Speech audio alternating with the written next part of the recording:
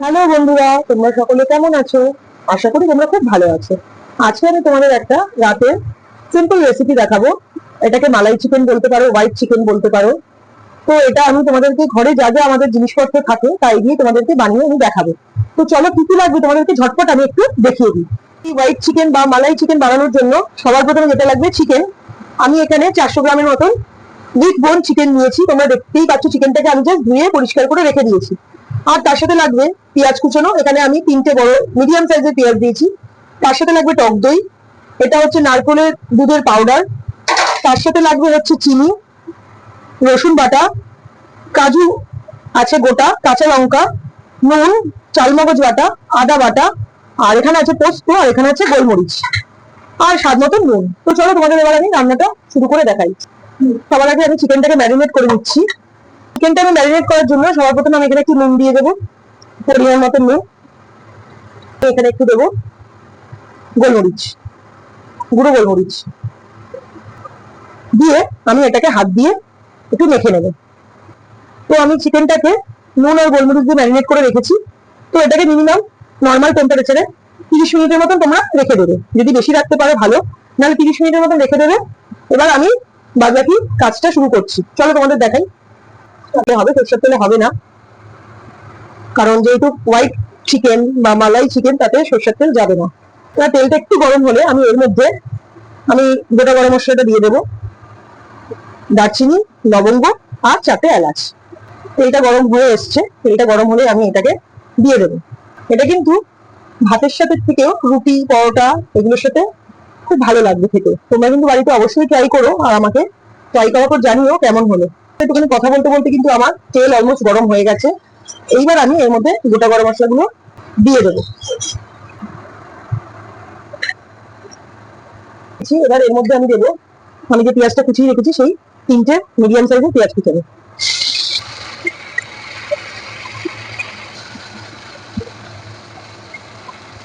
পেঁয়াজটা একটু ভাজা ভাজা করে, বেশিক্ষণ না, আমি এর মধ্যে দিয়ে দেবো এই কাজুটা।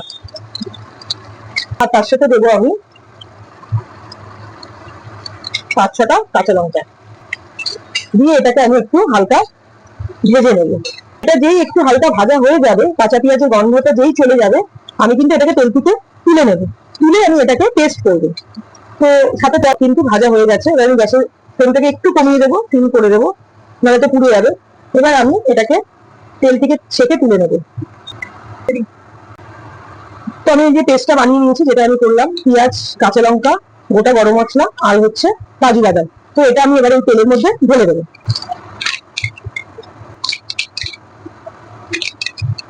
ওখানে জলের মধ্যে অ্যাড করবো 2 চামচের মতন রসুন বাটা, আর তার সাথে দেবো আমি আদা বাটা,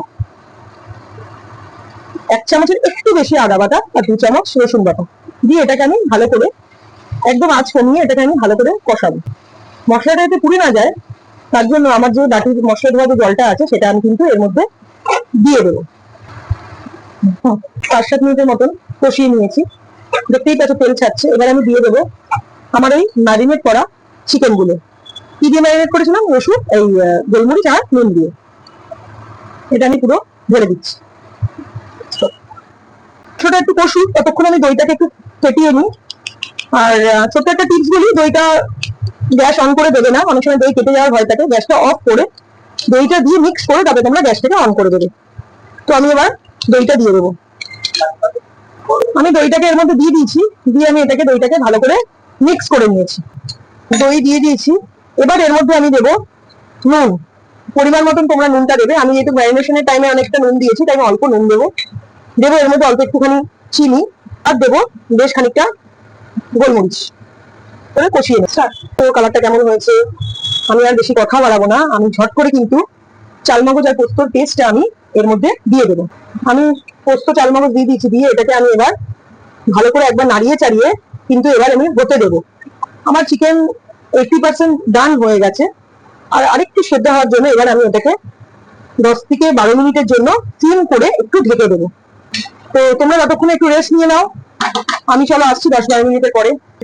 আমার 80% হয়েই গেছে, চিকেনটা কষবে, তার মধ্যে কিন্তু আমি দিয়ে দেবো, কোনো জল ইউজ করবো না, আমি ওখানে দিয়ে দেবো ওই যে নারকেলের যে গুঁড়ো পাউডারটা ছিল সেটা একটু গরম জল করে আমি দুধ বানিয়ে নিয়েছি। এবার এটাকে দিয়ে আমি ভালো করে একটুখানি নাড়িয়ে নেবো। নাড়িয়ে নিয়ে কিন্তু আমি এটাকে একটু হতে দেবো আরো 5 থেকে 7 মিনিট। তারপর আমি এটাকে সার্ভ করবো। আমার রান্না পুরো রেডি হয়ে গেছে। পাচ্ছ তোমরা কালারটা কেমন এসছে। চলো এবার আমি এটাকে সার্ভ করে দিই। প্লেটিং করে নিচ্ছি।